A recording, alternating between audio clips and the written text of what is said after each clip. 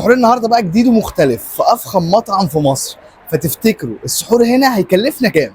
قصر الكبابجي أشهر محل مشويات دلوقتي في مصر، ودي تاني سنة يعملوا فيها سحور. السنة اللي فاتت ملحقتش أجرب السحور بتاعهم، بس ادينا هنجربه السنة دي. عاملين أجواء في السحور لذيذة قوي، خصوصا فقرة بوجي وطمطم عجبت الولاد جدا.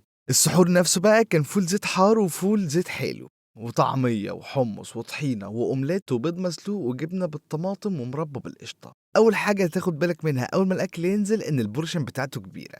الطعمية كانت جاية سخنة ومقرمشة ودي عجبتنا كلنا. الجبنة بالطماطم عندهم خطيرة، لازم تجربوها. الفول كان حلو بس ما فيهوش حاجة مميزة يعني، بس الأومليت بتاعهم هو اللي كان خطير. الحمص والطحينة عندهم حلوين قوي، وخليني أحييهم على رغيف العيش السخن الطازة اللي بينزل لك مع الأكل عندهم. بس اللي ما ينفعش تفوت هناك فعلا مربى بالقشطة. طعم القشطة عندهم حوار، كان نفسي أجربها مع الحلاوة بس ما كنتش قادر. نختم بقى بواحد كنافة بالقشطة عليها من فوق الوش فستق معمولة بسمنة بلدي. دي أحلى نهاية اليوم يا جماعة. اكتبوا لي بقى في الكومنتات تفتكروا دفعنا كام في السحور ده، ومنشن صاحبك اللي ناوي يعزمك في قصر الكبابجي، وما تنساش تعمل لي فولو.